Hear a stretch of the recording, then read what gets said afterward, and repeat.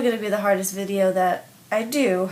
It is March 1st. It is Self-Harm Awareness Day. Or for others, it could be that the entire month is for self-harm awareness. And since I personally have been through self-harm and I've helped people through their self-harm, I felt like it was time that I put my point of view out there. In all honesty, hard to recall, because normally you want to forget all the hard times that you go through.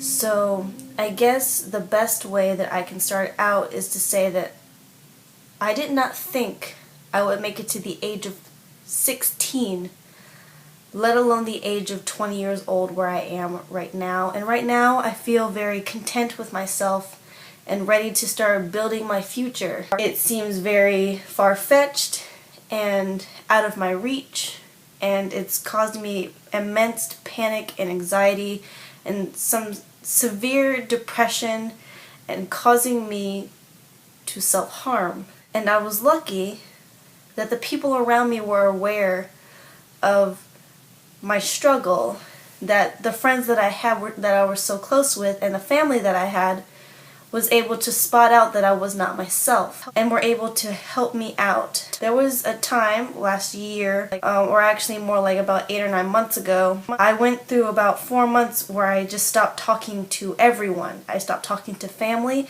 and I stopped talking to all of my friends except for maybe one person. And I just went through the worst sickness I've ever had, on and off having fevers, throwing up a lot, not being able to hold down food. I wasn't able to really eat or drink anything without feeling incredibly sick and tired. I was becoming malnourished, and it was taking a toll on my body as a whole. And it made me severely depressed that I couldn't do the things. I ended up losing my job because I just couldn't come in because I was so sick. And out of all of this, I began to harm myself again. And as someone who felt like they had survived their depression and gotten past it, it was hard to see myself relapse. I'm just now seeing myself and thinking, I don't ever want this to happen to me ever again. And the reason it happened to me is because I kept shutting people out when I needed the most help. It wasn't until I felt so bad for leaving them behind that I sent a goodbye message to all of my closest friends, and to which they knew to call me to make sure that I was okay. They called me, messaged me off the hook to make sure that I didn't leave them. And I was lucky to have friends like that, because if I hadn't, I probably wouldn't be here. I'm here to tell you that if you're thinking the same thing, that you are not weak, if you're still surviving every day.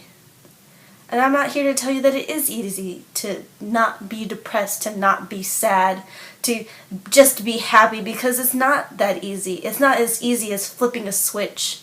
I'm here to tell you that there's more things to life than what you see, and you have to find them. To know the signs of someone is to know them deeply and understand that they need your help. So for this month, I wanted to do something. I think the biggest thing that helped me get through my anxiety, my depression, my panic attacks, my constant just wondering what I'm doing with myself was the fact that I kept watching videos that, one, I could live vicariously through while I was sick. So that I saw someone traveling somewhere, I was just like, oh sweet, now it feels like I've also traveled there. And then there was also stuff like seeing cooking videos to pep me up a little bit, and like I would follow the recipe and do it myself, and that would make me feel a little bit better. Or just watching silly videos where they're just recanting memories, because it shows that I know I have several memories with my friends and I could totally talk about those. And I'm planning to do those. So for this month, which I actually have written down in this notebook that I've been writing down all my projects in, for this entire month, I'm hoping that this is a big promise. Every day I will post a video. I'll post a video with one of my 3 friends that I was able to record with. My best girlfriend Jessica, who I love deepest in my heart and probably knows me the very best. Eric, who I know if I needed to, he could run to my rescue, which he did a lot when I was going through such tough times. And Nick, though we don't talk a lot, it proves that friendships can last past a point of just talking to someone. Because I know whenever I see him that we'll still be pretty as close as we've been when we first met. And every video we will talk about one memory and the memories that build that memory together to build a friendship.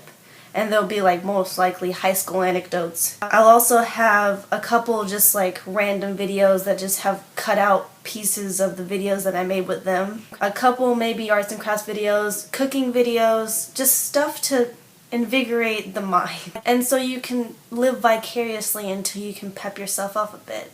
Because sometimes just having a sit down and calming yourself down is what you need most.